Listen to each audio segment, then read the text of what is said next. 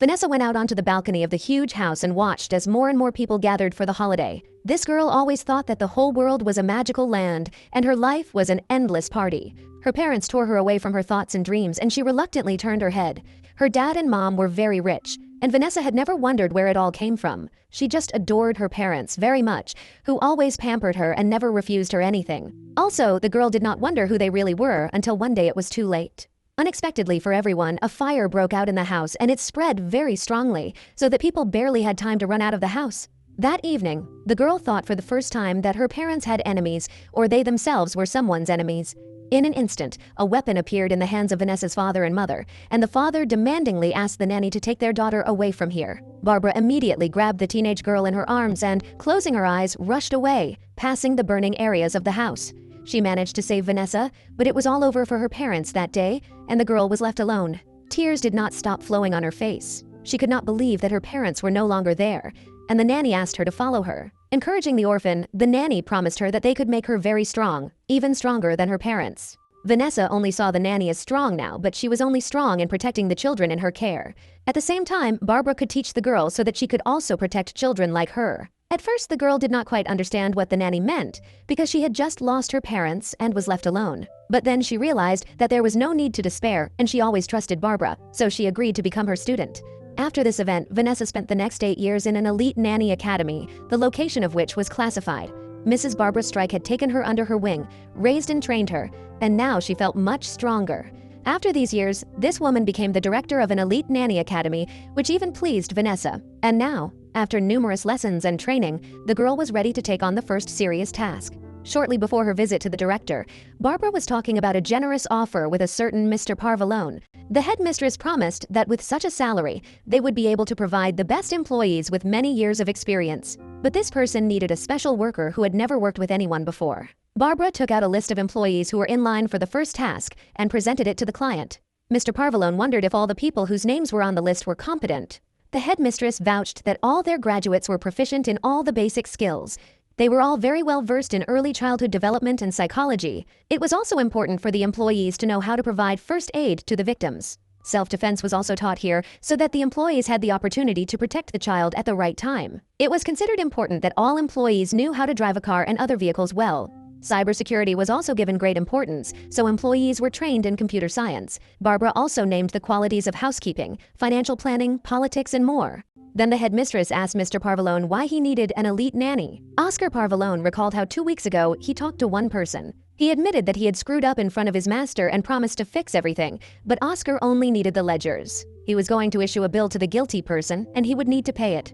Then Mr. Parvalone said that he would notify this Jack when he needed his services. And then he added that he needed more milk at the moment, but Jack didn't quite understand him. It's just that his son Cody loves chocolate milk very much, and now Oscar has demanded that Jack provide it. This boy had just approached the Oscars, and the man wondered why this child was so nervous now. But the child took a threatening position and demanded a double portion from Jack for his oversight. Oscar then asked the kid why he did not behave quietly as promised, but he also had his own requirements. At that moment, Jack came up and with trembling hands brought a carton of milk, asking if it was still needed. Oscar shouted in the negative, and Cody confirmed his order and reached for the package. Mr. Parvalone grabbed his son, threw him on his shoulder and was about to leave, while he still continued to demand milk. And now, sitting in the office, Oscar did not say any special reasons. It was just that the mother of his son was no longer there, and he needed a person to take care of the child. Barbara assured him that his child was in good hands, and then asked if he wanted to choose someone in particular. Oscar began to look at the folders with the files of the employees, but he did not dwell on them for too long. Very soon, he pointed to Vanessa's resume, which for some reason he liked. Pulling out the paper, Oscar demanded that this particular girl be given to raise his son. However, Vanessa's specialty was in cybersecurity, and the headmistress asked if he had a large internet network at home.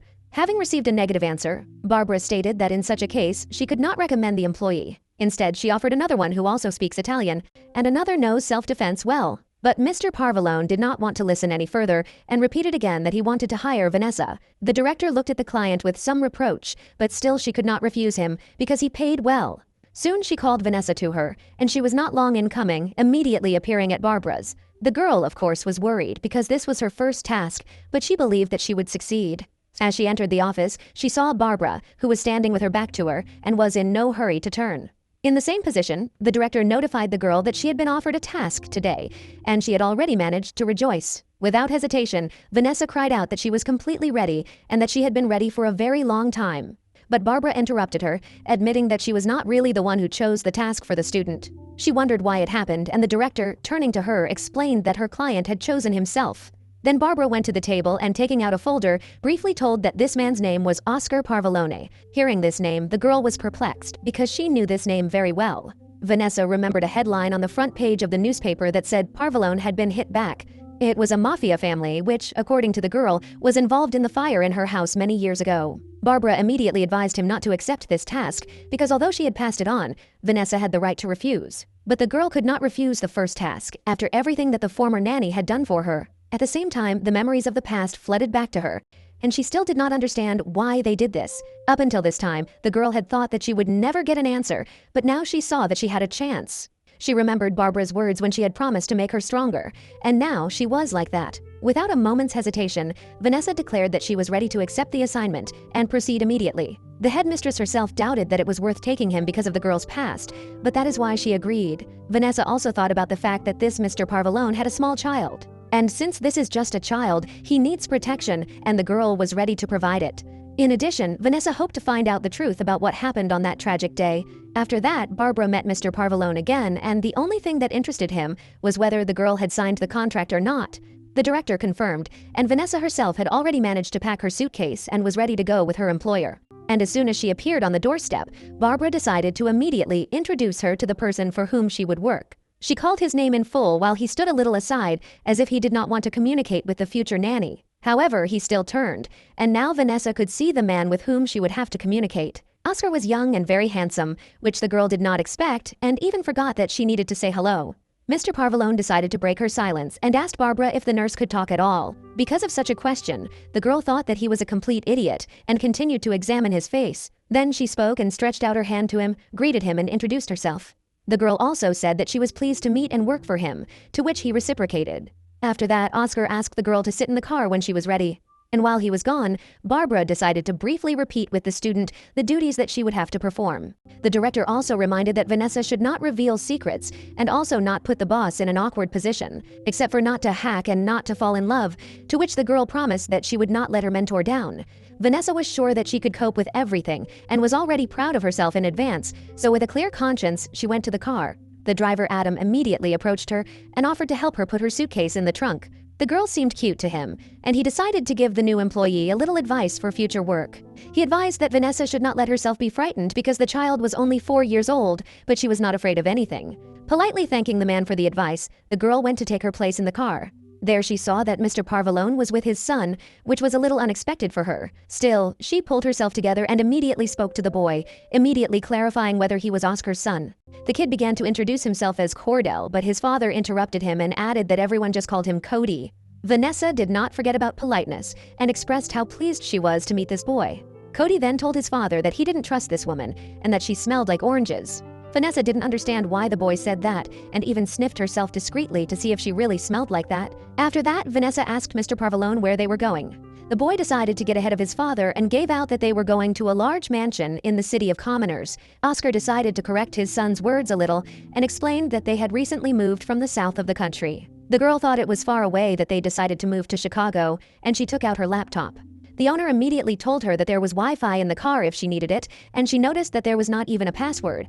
Then Vanessa heard a click and immediately noticed that the button on the door on her side had gone down. Oscar immediately explained that they only drive with locked doors for safety. The girl objected, because if some incident happens, then it is better to keep the doors unlocked. She pressed a button on her side, but Mr. Parvalone decided he was right and blocked the door again. He then explained that if the kidnappers tried to take his son at a traffic light, it would be better to block him. Vanessa understood his train of thought and did not argue anymore, returning to the laptop screen again. At this time, Cody decided to ask if his father had noticed the orange smell as he leaned over to the new employee. At the same time, the girl thought about the fact that he had a Wi-Fi in his car without a password, and at this time he was giving lectures on security. Then, the boy began to look at her laptop and asked what she was doing there. Vanessa pressed one of the buttons without further explanation, and the window between them and the driver rolled down. Adam immediately turned to them and asked the boss what he wanted. But he didn't need anything, and Cody noticed that his new nanny was quite cunning and skillful. Then Vanessa pressed the button again, and the glass between them and the driver rose again. After that, she turned to Oscar and offered to put a password on Wi-Fi if he was so worried about security. Mr. Parvalone squinted at the girl, but at the same time he understood that she was right and agreed. After a while, they arrived at the large mansion of the Parvalone family on the outskirts of Chicago. Adam immediately suggested that Vanessa follow Oscar, and he would take care of the luggage himself. The girl instantly examined the situation and was surprised that there were no guards and even no cameras. As they entered the house, Oscar explained that Vanessa's room was on the second floor, second from the left.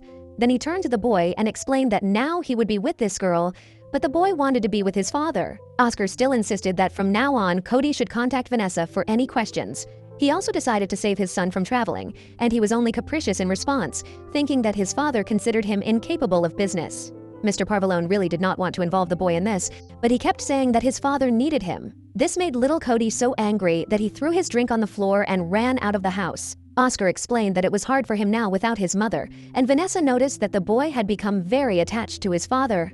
Then the girl asked if Cody knew what Oscar was really doing. In response, the man asked if Vanessa knew this, and she immediately remembered the notes about his affairs. In response, she only admitted that she had read some of the news, but did not really delve into his business. Oscar nevertheless decided to tell the girl in more detail, trying to be extremely honest with her. The man admitted that he was actually the deputy of the Parvalone Mafia Don.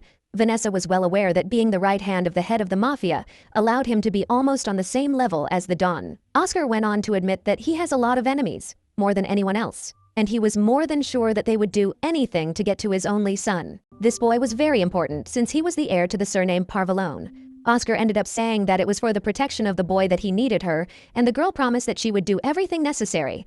This reassured Mr. Parvalone, and he decided that they should have no problem with this. Immediately, Vanessa began to ask about her responsibilities and listed some things she could do about cybersecurity. But there was no need for that. Her only concern was Cody, although she had no idea that she needed to be a nanny nurse. Then she began to talk again about how he had no bodyguards, and the staff needed to be checked. Oscar approached Vanessa again and repeated that her only task was not to take her eyes off his son. Then the girl noticed a bag of drink thrown on the floor, which Cody had left. Mr. Parvalone then added that after the boy had run away, she should follow him. Vanessa agreed with him and immediately ran outside to look for the boy, but he was nowhere to be seen, and then she heard him quarreling and shouting with someone. Paying attention there, Vanessa saw that Cody had already been grabbed by some men and pushed into the trunk of the van. She immediately rushed after them, hoping to catch up and save the boy from the kidnappers. However, the car had already managed to drive away, and the girl realized that on the very first day, trouble had happened to her. Looking after the departing van, she was well aware that a child had been kidnapped. And then she saw Mr. Parvalone standing in the doorway, and she did not know how to tell him about it properly. For a moment, she thought that it was still worth running after the car, but she knew that it would definitely not help her, and she rushed back to the house to discuss everything with the owner and take the necessary measures. He began to ask what had happened, and the girl explained that several masked kidnappers had taken the boy. Mr. Parvalone immediately grabbed the worker by the arm and began to push her to follow the car. Vanessa didn't mind at all. On the contrary, she really wanted to save little Cody.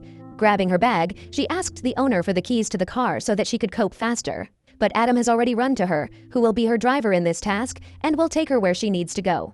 The girl promised Oscar that she would definitely find the boy and asked him to report to the police for the time being.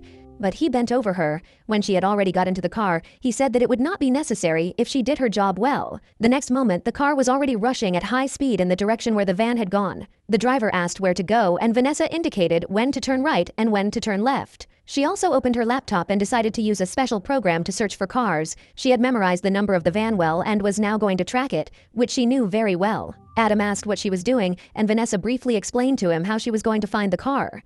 The girl also looked at the cameras and saw that this van lit up no more than a minute ago. At the same time, Vanessa saw that everything was going very easily and suspected that it could be a trap. Then the girl asked to turn left, and after 2 more traffic lights to the right, and they would be able to catch up with them. The nanny also wanted to hack into the nearest network towers so that there would be even more opportunities to find the car as soon as possible. Then she started muttering what else she was going to do, but Adam didn't quite understand all these terms. Soon, Vanessa found 3 phone signals in the building they were approaching. When they arrived, they immediately saw the kidnapper's van, and the girl prepared to act further. She asked Adam to go around the building and wait for her on the other side until she returned with the boy. There was a bodyguard at the entrance. It looked like he was a professional, but the girl found it strange that he was without a gun. Approaching him, she immediately warned him that she was well trained and asked him to open the door in a good way. He only leaned against the door more comfortably and refused to let the visitor in uniform pass. Without waiting another minute, the girl sharply bent her arms at the elbow and then hit the thug even more sharply in the solar plexus. From the blow, he sharply bent in half, and Vanessa immediately struck him with the edge of her palm on his neck. After that, a huge pumped-up man was lying on the floor, dropping his sunglasses, and could not move yet.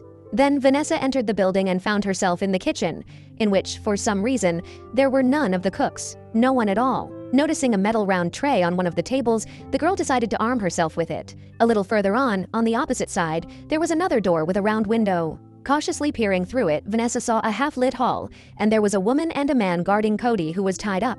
Immediately, the girl, slamming the door loudly, burst into the hall and was ready to fight with two criminals. They, in turn, also prepared for a fight and instantly took up a fighting position. Vanessa immediately swung the tray, intending to hit the man, but he managed to bend down and she missed. Immediately getting up, this bandit swung his fist at the girl, but she managed to block his blow with a tray. He felt incredible pain in his fist, and while he was moving away, Vanessa swung her leg to try on the heel on the bandit's face. But she managed to repel this blow in time and threw the girl's leg back, preparing to strike back. However, Vanessa was not at a loss and immediately hit the bandit on the head with a metal tray. While the two were trying to recover from the carnage, the girl, without wasting a second, immediately ran up to the boy. Without even untying it, she put Code on her shoulder and hurried out of the building. On the street from the car, the driver shouted praise at her, glad that she succeeded. Putting the boy in the car, she pressed him to her as if he were her own. Then she began to untie the ropes and ask if he was injured and how he was feeling. As she watched Cody sit bent over, she remembered how she had sat in the same way, frightened after the fire in her house. Vanessa hugged the boy again and promised that everything would be fine now and that he should not worry anymore. At this time, Adam coughed a little and realized that he was not feeling very well, but he still had a task to do. At this time, the girl noticed that something was wrong with him and became worried, but then she saw that his intentions were not friendly. The next moment, she saw a gun pointed at her, and Adam himself demanded that she get out of the car. Then he added that Vanessa should clean herself, leaving the child behind, and for this she would receive $2 million. The girl understood this as that this man was in cahoots with the kidnappers and was now going to finish what he started. Adam explained that he had nothing to do with the jerks Oscar had hired to test her. Vanessa realized now that it was a test, and the driver added that the owner did not lose sight of the boy, and now he could not miss such an opportunity. The girl shielded the boy with her body and said that she would never allow him to do what he had planned. However, Adam insisted that she do the smart thing and just take the money instead of being left with a hole in her forehead. Out of the corner of her eye, Vanessa noticed an open laptop and decided to use it. Continuing to distract the driver with a conversation, she reached for the device with her hand and began to feel for the right button. When Adam heard the nanny refuse again, he prepared to pull the trigger to finish her off. Soon, the girl's fingers were in the right place and she pressed the button without hesitation. At the same moment, the wipers began to work, sliding a quiet noise on the windshield. This distracted Adam a little, who turned around to find out what had happened. Vanessa needed this, after which she immediately pressed another button in the laptop. From this, the glass that protected the driver from the passengers rose and firmly gave Adam a hand, and he dropped the gun. At this time, the girl grabbed the boy and pushed the car door from her side. The next moment, she was already on her back, so that Cody was on top and not injured. Then, quickly getting up, she, with the child in her arms, rushed to run until Adam was free from the trap. On the way, she did not stop calming the boy, saying that they would soon be home and that he was very brave. Running up to the house, Vanessa noticed that Adam's car was already parked in the yard, and terrible thoughts ran through her head. And then she saw the driver standing beside Mr. Parvalone, as if nothing had happened. At this time, Cody freed himself from her arms and rushed to run to his father, while Vanessa herself understood that something was wrong here. Oscar patted the baby on the head and praised the nanny for doing a great job and said that she was hired. Now she realized that even Adam's dialogue was part of the whole plan, but he was just doing his job. Mr. Parvalone remarked that he wasn't doing very well because Vanessa had escaped before he pulled the trigger. The girl, although a little angry, repeated again that for such reasons the door in the car should be unlocked. Oscar agreed with her, and Cody even began to praise her for not being bad quite fast and also hugged him. Vanessa realized that he had dragged his son into this, but he could not help but warn Cody because the baby could then have a psychological trauma. Oscar also wanted to make sure that she could not be intimidated or bribed in this way, and he liked the result. He explained that this had happened to previous babysitters before, and Vanessa promised to keep an eye on Cody, but asked him to trust her. Mr. Parvalone could not agree to this because he did not trust anyone or anything. When Vanessa asked about the reason, he admitted that his wife had disappeared a year ago. Then he took out of his pocket a wedding ring the size of a woman's finger, and which was covered in blood. He then added that one thing the police had failed to mention in the reports, namely that his wife had been murdered. Oscar's face looked very sad and mournful. He even closed his eyes, remembering his wife. Vanessa noticed how embarrassed little Cody was when his father remembered his mother and realized that the boy was sad too. Then she asked the employer not to talk about it now, since the moment is not the most opportune. Oscar understood what the girl meant and asked his son to go to his room, but he objected, claiming that he was actually fine and did not really want to return to the house. Then Vanessa noticed the windows and asked where exactly the boy's room was. He made a slightly displeased face, not understanding why the new nanny needed the window of his room. The girl then jokingly suggested that the child's room should be the one with the lace curtains. Cody denied it, and Oscar explained that his son's room was on the opposite side of the house. Then Vanessa decided that it was the one with the flower pots, but the boy objected angrily again. Then he grabbed the nurse by the arm and dragged her with him, intending to show what his room really was. And before the girl had time to leave, Oscar notified her to come to his office in 10 minutes. After that, she went after the boy, and his father only watched them off. Adam, who was standing nearby, noticed that he liked this girl and advised the owner not to scare her away. But Oscar believed that if Vanessa could be frightened, then she definitely did not belong here. The driver then approached the boss and shared the idea that she really smelled like oranges. Code, on the way, thought that the nanny was trying to deceive him, but she really only wanted to take a look at his room. Vanessa explained to the boy that from what was there, she would be able to form an opinion about him. This was a bit of a surprise to Cody because no one had told him that before. The girl was really worried because he handled this kidnapping too well. She was also glad that it would not affect him too much. Meanwhile, they reached the room. The boy said that it was not cleaned since they had recently moved, and there was also something left from the previous owners. Then Cody clarified that these were children's things, but the nanny even liked such things. Still, she asked the boy that he could not show it if he did not want to, but he thought that it was just a room. The next moment, they were already in a rather spacious room, where a mess really reigned. Immediately, a large number of empty chocolate milk cartons caught my eye. Then the girl noticed that Cody had a lot of almost identical costumes, even more than the Undertaker. In the other corner, there was a corner for creativity, which allowed the child to cope with inner experiences.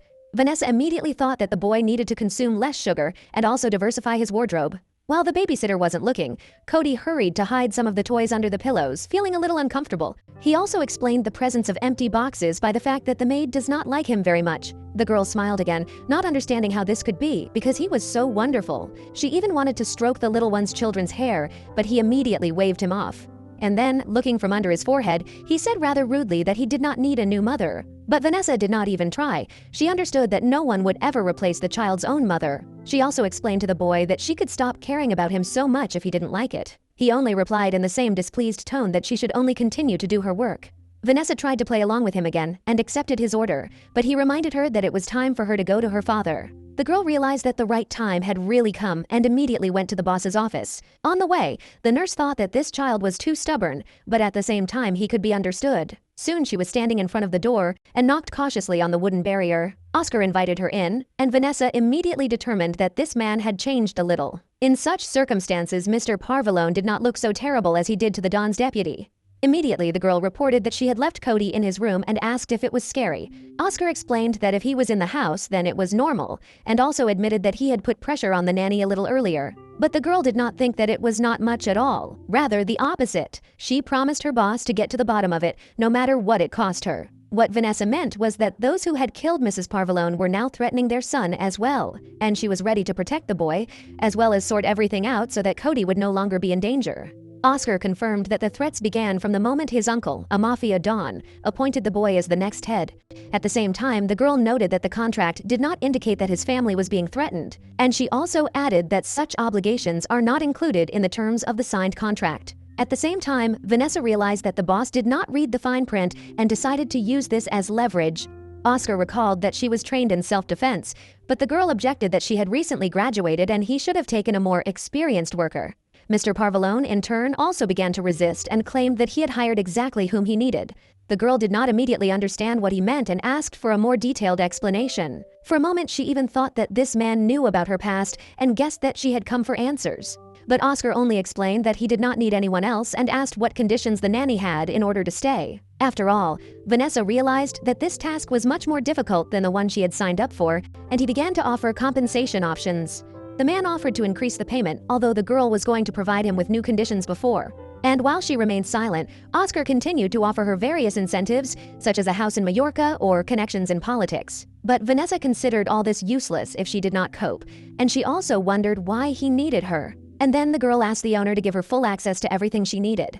Mr. Parvalone asked her to clarify, and the girl added that absolutely everything, as it would help protect the boy. Oscar found such an application even interesting, and her work ethic seemed selfless to him. But Vanessa has stated that she just wants to survive this mission, so she wants to use all possible ways. The boss thought about it because there were some things he could not provide her, neither a business account nor customer data. The nanny was not interested in his business and promised not to look at what she did not need at all. The conversation began to take on a more amusing character for Oscar, and he again asked to clarify what she was trying to achieve. And Mr. Parvalone was also interested in what all this would give the girl, that she was so scrupulous about everything. After quickly going through several options in her mind, Vanessa stated that she had an even more personal request. Then, taking a deep breath, the girl asked the boss to leave a guaranteed excellent review for her. After all, she was putting her life on the line for Cody, and if he was okay in the end, she wanted her work to be appreciated. The girl also asked Oscar to become the highest patron for the elite nanny academy. After listening to Vanessa, Mr. Parvalone thought that her demands were quite small. But she asked again, and he promised that he would do it in a year, when it was time to leave Chicago. But then Oscar looked at the nanny a little threateningly and said that everything would be different if something happened to his son. If this happens, then the girl will very much regret that she did not die during her task. And although Vanessa was not a fearful person, these words still made her think a little. The appearance of the boss at this moment was so menacing that it even seemed to her that he could hit her. But he did nothing of the sort, but only made her feel at home. Leaving the office, the girl realized that he was talking seriously, and it could be read in his eyes. Vanessa was well aware that a person like him would kill her very slowly in case of a mistake. But at the same time, she was well trained and knew that elite nannies never make mistakes. Then she met a driver in the hallway who was dragging her suitcases into the room, although she could have done it herself. But Adam felt that she had had enough of the challenges for today and also expressed his joy that she was staying. He was going to take the luggage to the second floor, and at this time he invited the girl to inspect the house. Then he clarified that for the next year it would be her home, unless something irreparable happened. Vanessa looked at this man and could not tell whose side he was on, for her or against her. Nevertheless, she listened to his advice and went to look around, noticing that the house resembled a small palace.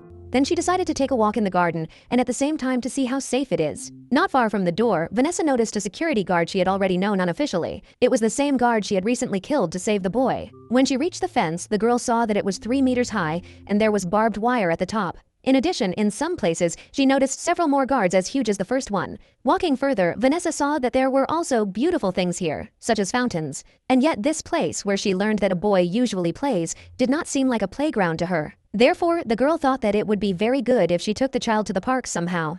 Back in the house, Vanessa went to look for her room and saw that it was quite spacious. But it wasn't luxury that bothered her, and she took advantage of the moment to charge her laptop. But when she opened the briefcase, the girl noticed with horror that the device was not in it, and began to remember where she had left it. After going over recent events in her head, Vanessa realized that she had left the laptop in the car. This happened exactly at the moment when she jumped out with the boy. Looking out the window, she hoped that she would be able to take it right away, but there was no car in the yard. Then Oscar came in to the nurse and invited her to join him at dinner, which was already ready. Vanessa immediately asked how she could get her laptop, and the boss promised that Adam would take care of it. Then she inquired about the boy and learned that he had decided to dine in his room that day. She also wondered how often it happened that Cody didn't join the table. Oscar explained that his son had been doing this lately, and the girl decided that it was due to the loss of his mother. And then the boss turned around and angrily said that he did not need her reasoning at all. After all, he knows his son very well and does not want to hear anyone's opinion about his feelings. Then he repeated to the nurse again that she had only to worry about the boy's safety. At this time, Cody was standing outside the door and trying to imperceptibly overhear what the adults were talking about. But Vanessa still heard some rustling outside the door of the boy's room. Oscar did not pay attention to this as he hurried to go where he was going, and the girl realized that Cody heard everything and this upset her because he was still too young. Then she went to the dining room where she was invited to sit down at a huge table. Vanessa thought there was too much food even though she was hungry. She thought it was too much. Mr. Parvalone was already sitting opposite her, ready to start his meal, while looking at her. The girl, of course, was trained in etiquette, but she still felt a little uncomfortable. At the academy, she was taught small talk with her employer, and she decided to start a conversation. Vanessa first asked what had brought Mr. Parvalone to Chicago. When she heard that it was just a business, it seemed a little strange to her because he was not from the local Mafia. That company had no influence here, and it also knew that the local mafioso families would not welcome him. Then Vanessa suggested that a man with Oscar's position could make a lot of noise in the city. Her interlocutor agreed with her opinion in a relatively calm tone because it really was. And the nanny noticed that Oscar did not feel remorse, as if he did not understand what risk he was exposing his son to. However, she did not stop the conversation and decided to ask the boss something else. The girl was curious about Oscar's goals for the coming year, but he did not quite understand her question. Vanessa explained that if nothing special was planned, she could teach the boy a language or other art. Mr. Parvalone hesitated a little with his answer, as if he were considering a proposal. Then the girl heard that Oscar had thought about it earlier, believing that the boy really needed to learn something. But at the same time, he hoped that Code, as the future heir of Parvallone, should live up to certain expectations. Then the door to the dining room opened, and one of the maids entered, bringing a drink to the table. Vanessa found it a little strange and suspicious that the maid had come in at that very moment. She noticed people here as strange as if they looked like ghosts, and she only met the driver. The girl was also very interested in why she was the only one invited to dinner with the boss. Then Vanessa decided that it was because she was only here for the first day and still decided to play along with such a strange gesture of greeting. Then the girl began to ask what Cody was doing all day and heard that her father usually took him to work with him. She did not think that this was right for the child and said that from now on, this will no longer happen. At that moment, she noticed that the boss's mood changed and he even noticeably clenched his fists. Then Mr. Parvallone ordered Julia's maid to leave them for a while and he was going to clarify something. Vanessa noticed the mysterious look of the maid and realized again that something strange was definitely going on here. Then Oscar got up from his chair and asked the nurse to follow him and headed for the door. The girl wanted to ask him something else, but he advised me not to say another word for the time being. A guard stood outside the door as usual, and Mr. Parvallone motioned for him to do something. The girl walked past this huge man, thinking that he had been ordered to do something to her, but he remained standing still. And Oscar himself grabbed her by the arm and dragged her in the other direction. The girl was a little glad that the boss did not scold her in front of others, but on the other hand, it seemed too much to her. When they stopped, Vanessa immediately began to apologize for allowing herself to say too much. But Mr. Parvallone interrupted her that she should not apologize at all, and in this he fully agrees with her. Then he asked the girl to feign fright, but she did not understand why it was necessary.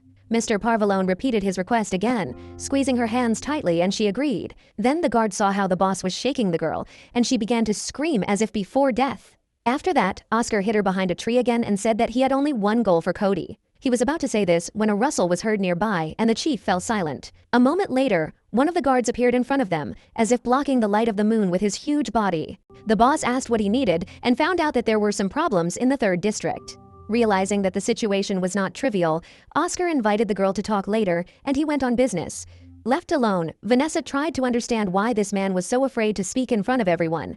The next morning, the girl heard Cody interrogating someone quite menacingly. The boy claimed that he would find out anyway if someone dared to steal from the Parvallone family. Opening the door to Cody's room, the girl saw the toll interrogating the duckling in the dim light. It even seemed a little strange to her that a boy at such an age was learning to torture interrogators. However, she still called him and invited him to join her for breakfast, but he was going to eat in the room. Vanessa smiled and assumed that the boy was just afraid to eat human food in front of her. Cody didn't quite understand what his nanny meant by human food, but he wondered.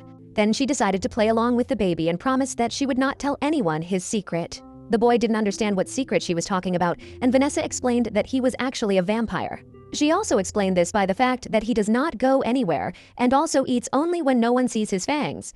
But Code objected and explained in response that he was not a vampire and simply did not want to eat with her. To this, Vanessa admitted that she herself had already eaten, so the kitchen was completely at the boy's disposal. Then she decided to leave him alone, inviting him to meet later downstairs. When the babysitter left, Cody was still dissatisfied for a while, not understanding why she wouldn't leave him behind. Then he noticed the duckling's gaze and ordered him not to look at him like that. After breakfast, Vanessa washed the dishes and was glad that the boy had finally eaten out of the room. On one of the plates, she noticed that he had drawn a vampire's face with fangs with sauce. The girl considered it a little impudent, but still she was glad that the child ate. And while she was finishing cleaning, after thinking for a while, she heard someone enter the kitchen. Turning around, Vanessa saw a woman in an apron in front of her and realized that it was Mrs. Kenneth. She immediately asked what the nanny was doing here, and the girl reported that from now on she would keep an eye on Cody's breakfasts and lunches. Vanessa also promised not to disturb Mrs. Kenneth, and she noticed that the new employee cleaned up well.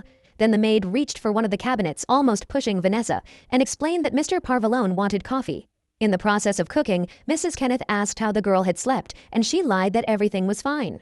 In fact, the girl did not close her eyes because she could not get rid of the feeling that she was constantly being watched. Then Vanessa began to ask the maid if she had seen her laptop, which she really needed. But Mrs. Kenneth did not understand what was good about this technology and thought it was better to read a book. At that moment, the voice of the owner was heard from the door, who asked where his coffee was. Vanessa immediately turned and noticed how calm Mr. Parvallone was now, but she was sure that he was just pretending that nothing had happened last night. Oscar noticed the girl's curious look and decided that she had some kind of problem. She didn't say anything to him, only to check if little Cody was okay. At the same time, Vanessa could not fully understand her boss, because yesterday he wanted to tell her about his son. Approaching the boy's room, she again heard him menacingly communicating with the duckling, and realized from whom he had picked up such a thing. And while the child remained busy, Vanessa decided to go and find out what happened to her laptop. Entering her room, the girl noticed that the device was already lying on a small table. Vanessa was just eager to investigate, and she decided to take advantage of her free moment. Oscar did not tell her anything about his biography, so she decided to use a search engine. Opening the laptop, the girl immediately entered Parvalone's crimes in the south of the country, and soon she was able to read that this family had been running a mafia group for 100 years. Oscar's uncle is now a don due to his older brother dying and handing over the rule. But the uncle had no sons of his own, so his nephew became his deputy, and Cody is the heir. Now the girl was beginning to understand why this child was so serious and behaved like this. Then Vanessa decided to see what they wrote about Parvalone on the dark web and immediately began to poke at the keyboard. There, on some sites, the girl read that despite his short stay here, he had already managed to make enemies. At the same time, Vanessa could not understand why this man was doing this and climbing through the thick of problems. And then it occurred to the girl that Mr. Parvalone must have run out of business in the south. Then she heard Code calling her a mad ant, but it didn't make her angry at all. The girl immediately closed the laptop and went to see what the boy needed. Entering his room, she saw that a duckling was already stacked in her laptop bag, and Cody himself was looking for something. The boy could not find his favorite tie, and he was going to go to a night event with his father. The girl realized that Cody did not yet know that her father was not going to take him with him, and she began to think about how to explain this to him. Immediately, she offered to stay at home and play while Mr. Parvalone sorted out his business. But Cody was sure that his father needed his help because he was going to meet people who hated the Parvalone family. This was new information for Vanessa, and she even wondered how the little boy knew this. Cody also believed that when he was around his father, he was underestimated, and that was their advantage. Then the boy suddenly began to ask the nurse to support him when his dad came. The girl did not know what to answer, and then Oscar entered, who asked his son to stay with Vanessa. He himself was going to return only the next evening and believed that it would be safer for his son to stay at home. This upset the boy very much, and he tried to remind his father of what his uncle wanted, but he did not agree and insisted that Cody should stay in the house so he would be calmer. As he was leaving, Mr. Parvalone turned to his nurse and asked him to keep a close eye on his son. Then the girl decided to take the chance and asked the boss to stay a little longer. He did not understand what she needed, but decided to listen, thinking that it might be important. At this time, Cody stared attentively at the nanny, hoping that she would still ask his father to take the little one with him. But the girl did not say anything of the sort, but only asked for access to his security system again. At that moment, the boy felt betrayed and abandoned, as if his last hope had been shattered. And Oscar didn't have time to do it right now, but he promised that he would talk to Vanessa about it when he returned. After that, Mr. Parvalone closed the door behind him, leaving my son as a nanny who was now offended by the whole world. The girl decided to defuse the situation and offered the little one to have dinner together. But Cody didn't want anything, and he asked the nurse to leave him alone and leave. Vanessa wanted to say something else to him, but Cody shouted at the top of his voice for her to get away. The girl still tried to persuade him, promising that they would have fun together. But the boy didn't see anything fun in it and was sure that his father just decided to leave him behind. Vanessa had no choice but to leave the boy's room, and he slammed the door behind her. In a way, she was well aware of how Cody was feeling, because she had once been in a similar situation.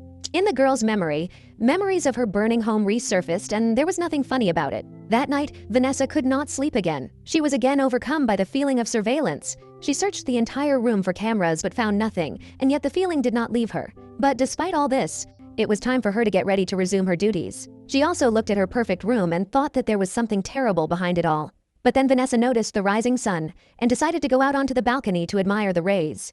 After standing there for a couple of minutes, she returned to the room and decided to look into the search engine, and immediately she saw that Cody was already comfortably seated on her bed, and the nanny invited him to breakfast. The boy still refused, and then Vanessa offered to take him to the park after breakfast. Cody still refused to eat her disgusting food, and even more so was not going anywhere.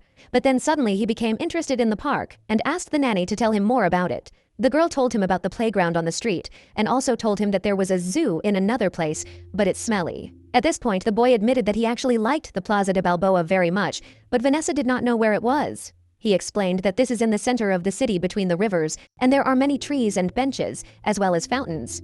The boy also admitted that they often went there with his dad and fed the ducks there. Already knowing a little about the character of the boss, the girl tried to imagine this picture. Still, she agreed to go there with Cody, but on the condition that they have breakfast together. After a while, Vanessa watched as her foster child fed the ducks breadcrumbs. At the same time, he asked the birds not to fight since he had enough bread for everyone, but they continued to cackle. Watching Cody, the nanny saw that this boy really missed his father, who disappeared somewhere all day. Soon the boy got tired of feeding the ducks, which by nature did not stop fighting, and threw the rest of the bread into the fountain. Then he turned to Vanessa, asked her to buy him ice cream. The girl noticed that it was time for dinner and did not want him to spoil her appetite, but the boy asked again, even with the word please, and added that his dad always bought him ice cream. At this moment, the baby looked so adorable that Vanessa could not refuse him, but only one ball. She then pointed towards the ice cream tent and invited him to go there. Cody objected and explained that his father always buys him in the old quarter, as there is even pistachio there. The girl agreed since he wanted this ice cream so much, and they went there. There were a lot of people in the area and it seemed like a place for tourists. Approaching the seller, Vanessa immediately asked for pistachio ice cream with chocolate chips for the boy. At the same time, the girl addressed him in French, and from his reaction, she realized that she still needed to learn. In a moment, the ice cream in the cone was ready, and the nanny took out her phone to pay through the terminal. At this time, Cody was looking carefully at the ice cream, which he was eager to taste. But suddenly, he came to his senses and ran away from there, as if a pack of bandits were chasing him. Vanessa barely had time to see which way the boy was heading before disappearing into the crowd. She immediately hurried after him, intending to catch up with him, but he had already disappeared around the corner. At first, the girl could not understand why Cody did not take the ice cream he asked for. She began to call him, only he did not call him names, and then she began to understand where Oscar's son could go. Mr. Parvalone was driving to an important meeting at that time, and he decided to devote the time on the road to thinking. Soon, the driver told him that an incoming video call had been received, and he asked from whom. Adam immediately replied that his uncle wanted to talk to him, but Oscar didn't even want to talk to him at that moment. He only asked to clarify what Uncle Johnny needed, since he decided to call in the middle of the day. The driver could not know what it was, but advised not to keep his uncle waiting. Then Oscar agreed to talk to him and asked the driver to connect with him. Opening the laptop in the salon, Mr. Parvalone pressed the button and immediately his uncle appeared on the screen. The caller's voice sounded slightly worried, and Oscar even thought at first that something serious had happened. But he began to ask how things were going, and his nephew admitted that it remained to coordinate with one more group. Johnny listened and then asked Oscar not to start a war because he knew his character well. These Mexicans were well versed in weapons, but they were not very good with luxury goods, and this may come in handy. Contacts with loggers as well as connections in Chinese retail chains will also help with this. Johnny was pleased with such news because soon they would be able to brand the city with their seal. In addition, the Normans are very much waiting for Oscar to prepare the ground, and he promised to do everything right. Uncle Johnny also did not forget to mention that the future empire would later go to his son. He also asked his nephew never to forget for whom all this was being done, and he again promised that everything would be fulfilled. After that, Uncle Johnny asked to be told when everything was ready, and then asked about his son. Oscar briefly told how that case and the uncle made a toast to this little mafioso. After the conversation, an employee came into Johnny's office, her robe covered in blood, and said that they were ready. This was good news for the Don, and he wondered if he had caused much trouble. He prepared to go, thinking what the man would tell him this time, and he wanted something new. Listening to Johnny's predictable lies seemed boring and tiresome. While the mafiosi were going about their business, little Cody was committing his little crime. Having run away from his nanny, he intended to find some means of transport to go to his father. The boy had to run for quite a long time, and he was even a little out of breath. But he did not give up. Soon he got to the bus stop and immediately approached the first bus he came across. The driver told the boy that the bus was going to the station and he needed to go there. After paying the fare, Cody went to the cabin where he found a comfortable seat for himself and sat down. Looking out the window, he noticed that Vanessa was running down the street looking for him and decided not to stick his head out. The only thing he worried about now was that he would be able to get to his father and meet him soon. Vanessa herself rather perceived it as a game of hide and seek because she was confident in her skills. And Cody, who had been on the road for a while, felt that his legs were a little swollen and got up to stretch his legs. And a few minutes later, he already arrived at the right stop and got off the bus. But as soon as the boy came down from the step of the transport, he immediately saw a familiar face in front of him. About 8 minutes ago, the nanny, who was sure that she would quickly find the boy, began to think over a plan. She went over in her head the possible ways of his escape, glancing at the stop near which the bicycles were parked. At the same time, the girl knew that although Cody walks quickly, he still won't last long. Then Vanessa thought about a bicycle, but did not yet know if the boy could ride it. And the most suitable option she saw was a trip by bus or taxi, where he only had to pay. Then the girl closed her eyes to get a better idea of which way Cody might be heading. Moreover, the boy most likely chose the fastest way to get to his goal. Vanessa also remembered how he went through his things in search of a tie to go with his father. But Mr. Parvalone decided to leave the boy at home that day for the first time in a long time. And now the nurse was just sure that Cody was determined to find his father to be with him again. Then Vanessa listened to the conversation of some girls discussing a child in a cute suit. At the same time, the girls were glad that children can safely travel by public transport here. Vanessa realized that they were talking about Cody and immediately began to ask which bus he had taken. The girl was a little confused by the suddenness, but the nurse repeated her question, only this time softer. And then she admitted that she saw the boy get on a bus heading to the station. The nurse realized that the boy was heading to the intercity train station, and it would take about 15 minutes to get there. Now she was ready to show what training in the Academy of Elite Nannies was capable of. And soon Vanessa noticed a man who was holding a bicycle with a trunk in front, and a dog was sitting there. She immediately approached this man and quite politely asked him to lend her a transport. While the man was moving away from the charm of the cute girl, he remembered that his dog was still in the basket. Vanessa herself guessed that they would miss each other and immediately returned the dog to its owner. Finally, Vanessa promised to leave the bike in the parking lot and hit the road.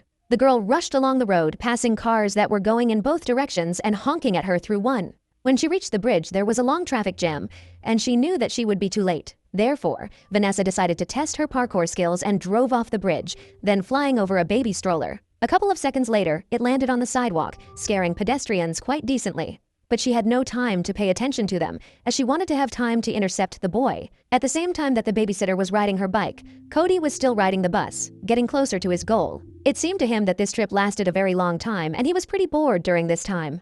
And after a while, Vanessa had already arrived at the station and began to look out for the bus she needed from afar. Public transport had not yet arrived, and she had time to park her bike. She found a secluded place for a two-wheeled transport near the stop, and she went on foot. The girl still had a minute to spare before the bus arrived, and she prepared to meet the little fugitive. This minute flew by quite quickly, and the bus drove up to the right stop. Cody, who was sitting there, was just getting ready to go out and stretching his legs before leaving. All in thought, the unsuspecting boy soon came down the step of the bus. And Vanessa was already sitting at the bus stop, and now she was seriously going to talk to the boy. Cody was seriously frightened when he saw the nanny in front of him, but he could not understand how she found him so quickly. The girl only leaned over to the boy and asked where he was going to go all alone. Then she grabbed him by the scruff of the neck and added that he wouldn't get any more ice cream after that. Code tried to break free from her grip, but he couldn't, and was angry that she had crumpled his suit. Vanessa assured the boy that a rumpled suit at the moment was the least of his problems. He still did not stop trying to free himself and shouted for the nurse to let him go. Without hesitation, the girl shook his jacket, and the boy fell out of it at the same second.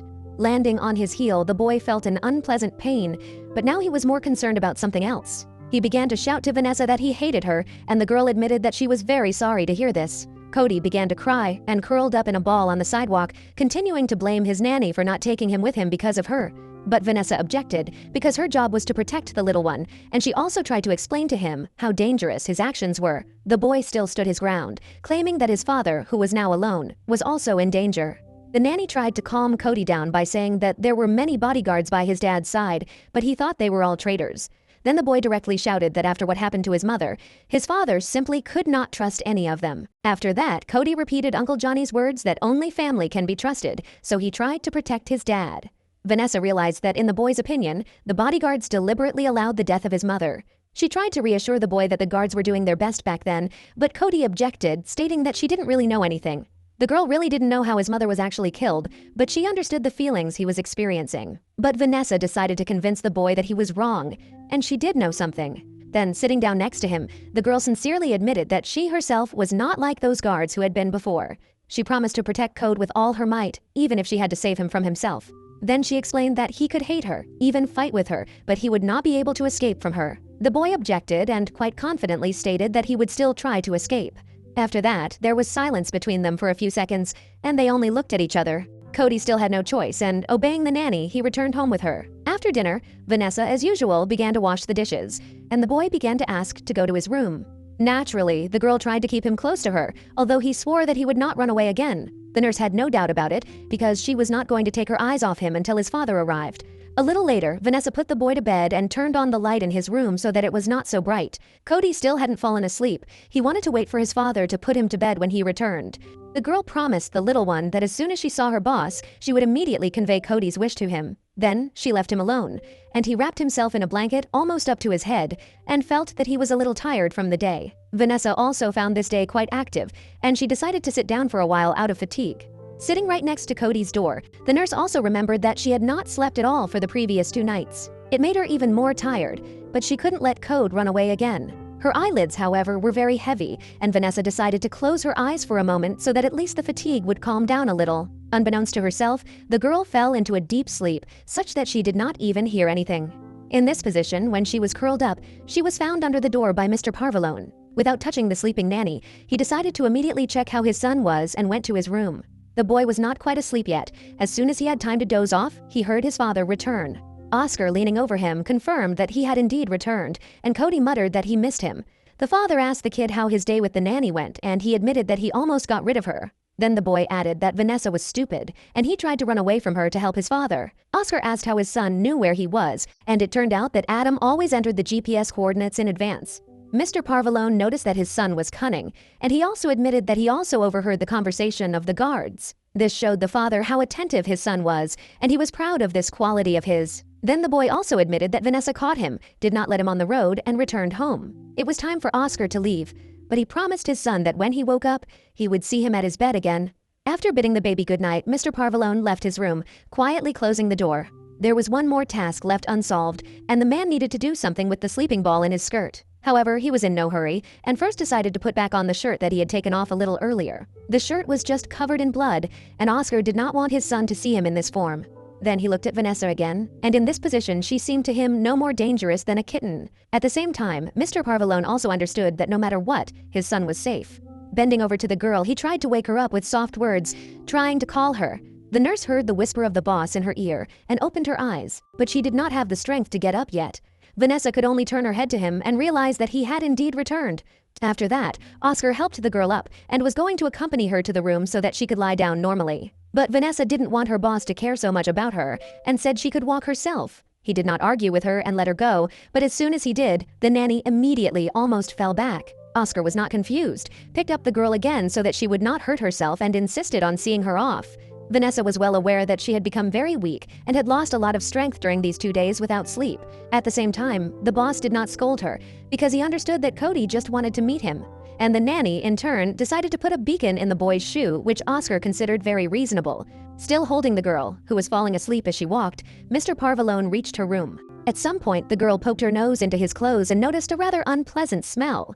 Vanessa knew perfectly well what the smell was, because the boss smelled of blood. Oscar only grinned that the smell did not seem as pleasant to the girl as oranges. After that, Vanessa pushed him away from her and tried to enter the room herself, holding on to the furniture. She just kept muttering that little Cody should be kept away from all this. Oscar leaned over her again and asked her not to shout about it if she cared about her life. The girl was even surprised that her words really sounded loud. She did not notice it due to fatigue. Although at the same time, she knew perfectly well how her words should sound when she shouted. The boss did not want to argue with her anymore and only advised the girl to sleep well. But she could not sleep in this house, although she herself was already falling off her feet and dreamed of getting to bed. She tried to explain to her boss that someone was constantly watching her for some reason. The next moment, the nurse was lying on the bed and could not utter a single word more. At that moment, only one thought swirled in front of her closed eyes, that she had to sleep. Mr. Parvalone was even a little surprised that Vanessa was able to understand that she was being watched.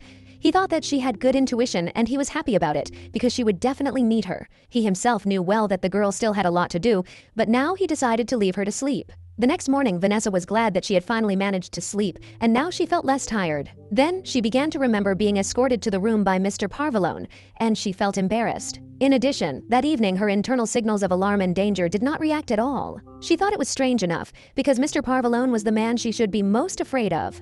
But after being with these people for a while, Vanessa realized that they were not what she had imagined them to be.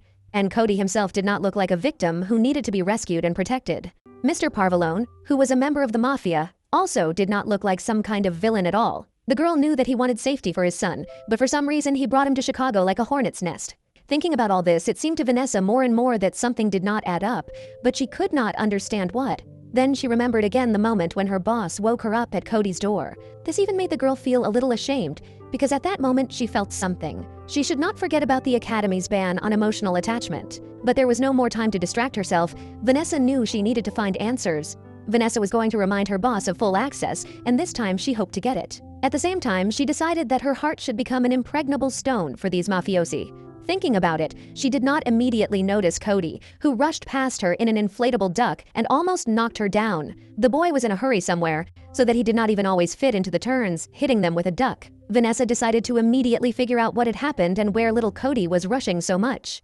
At the same time, the nurse continued to call the boy to stop and talk to her. In the chase, Vanessa found herself in the courtyard, where there was a large pool and several sun loungers. On one of them, the girl immediately noticed Mr. Parvalone, who was comfortably seated under the sun. From his well-built figure and excellent physical shape, the girl was even confused for a moment. Seeing her, Oscar explained to her that today was their pool day, and they were not doing anything else. All the more, he wanted to rest after the events of the previous night, when he again noticed an unknown car near the gate. Oscar was still awake, and he liked to look out the window sometimes, and then he noticed someone else's transport. This car stopped near his house for the third time in a week. Mr. Parvalone did not find it strange that the mysterious watchers did not even try to hide. At the same time, he drew a kind of investigation board on the map, on which he marked all the events. And after a while, his work began to bear fruit, and a more understandable picture emerged. Glancing at the map and markers once again, Oscar even thought that he had overdone it. Then he went to tell his son, who was still eager to spend time with his father. Mr. Parvalone promised the little one that they would definitely rest together the next day. And now, as they relaxed in the pool, Vanessa still couldn't figure out why it was the day. After all, the pool was in the courtyard all the time, and at any time you could come here to swim and sunbathe. Then the girl turned her attention to Cody, who jumped into the water with a bomb at a run. His jump immediately sent off a lot of splashes, which reached Vanessa as well, almost wetting her. However, she decided to take advantage of the fact that Oscar would be with her son all day and again asked for access to the system. Vanessa decided to start with a preliminary vulnerability analysis and recommendations for improvement. Mr. Parvalone only grinned and said that the girl did not understand anything. Taking off his sunglasses and placing them next to him, he leaned closer to the girl so that she could hear immediately. Then Oscar repeated once again that today was their pool day, and no one should do any work. After that, he himself went to the pool to refresh his body, after lying under the sun for a while. Vanessa still couldn't understand what this had to do with her, since she was not a member of their family. Then the driver appeared on the threshold and immediately realized that the nanny had seen such an event for the first time. The girl assumed that it was scheduled for a schedule, but Adam explained that such days were completely random. Then he handed the nurse a towel, explaining that he had brought it especially for her, and that she should join in. At the same time, the driver noticed that she would be a little hot in her uniform, so it would be better for her to change.